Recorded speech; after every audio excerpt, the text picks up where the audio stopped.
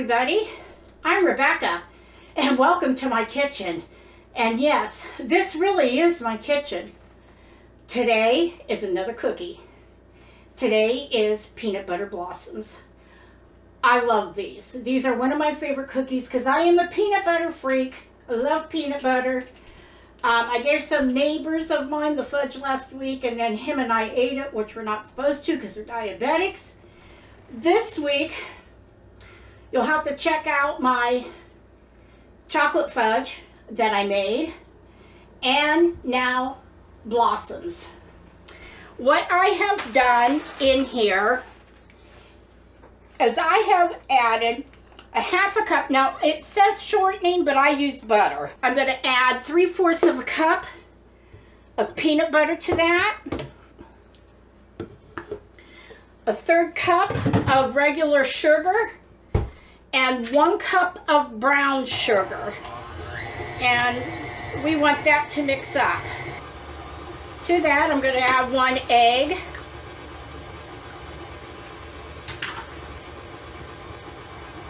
And let that mix up. Now this is going to sit in the refrigerator when it's done, and it's going to sit in there for at least an hour. Next up, after the egg, is 1 teaspoon. And I'm going to go ahead and put the soda in there before I put my 1 teaspoon of baking soda. 1 teaspoon baking soda and 1 teaspoon vanilla.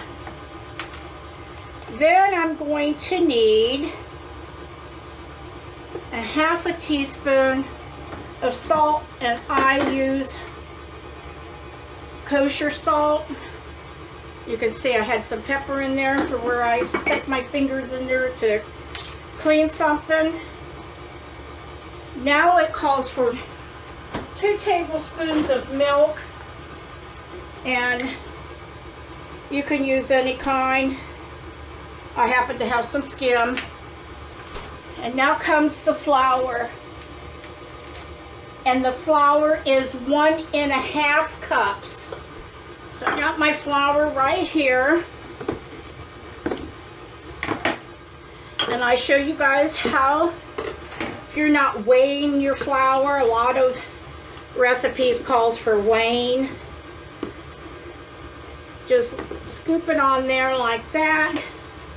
Take a knife, and I always make sure it's in there, and scrape it off. And I'm going to add that just a little at a time. I don't have my chute on there right now. And I need to find a 1/2 cup, which is right here.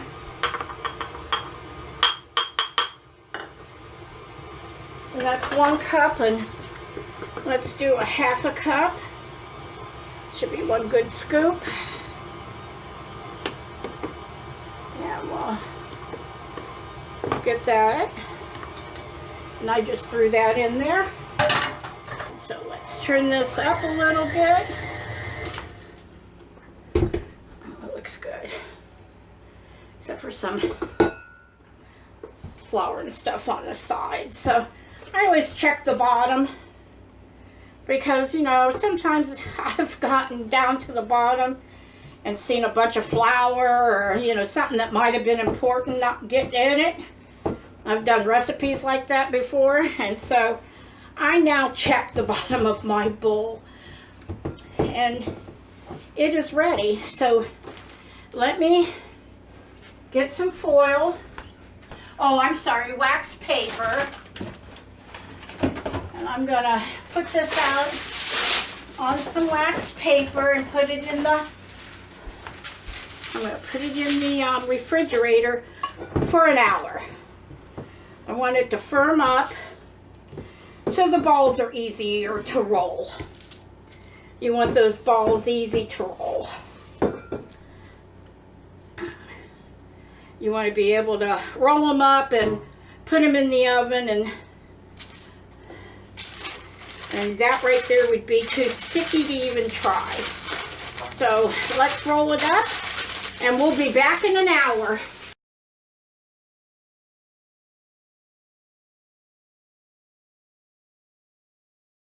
It's out of the refrigerator and it's ready to roll. And I mean that both ways. The first thing you need to do, my oven is preheating. I put some I put some red and green, just so you can see, sugars in a bowl. And this is how I can kind of make them fiesta. Christmassy? Yep, Christmassy. Make them look decent. You are supposed to roll them in regular sugar, but we rolled them. I'm going to do them all one color. I just wanted to show you I had red and green. I mean, I had yellow up there. I could have used Jello. I could have used blue. Really, I could have used any color. Whatever on your tree, whatever color you want to use, you can use. You're going to bake these at 375 for 8 to 10 minutes.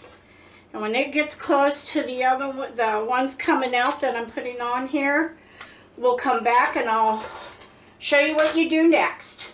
We'll be back in a few. Okay, we're back. They took about 10 minutes. They smell real good. And as you can see, I did add a blue. So I undid 12 of these. And what you're going to do is, being very careful, just plop them down in the center. Yep, they're Hershey Kisses. It's exactly what they are. I think everybody knows what a Hershey Kiss looks like. And I undid 12 of them, and I got the other batch in the oven. And I'll do 12 more. Don't they look festive? That's why I like doing them like this, is because they just look so Christmassy. And now, one at a time, I'm going to carefully remove them and put it on this cookie sheet to completely cool. We'll see you back here as soon as I get them all done and we're able to close out. Okay, these are cooling down, but you can see that the chocolate is melting all the way up. And I just give them a push. And that helps kind of spread the chocolate a little bit. Nothing fancy, you know, just to spread it out a little bit. And we're going to put a few on a plate here. You know, I have some more coming out of the oven.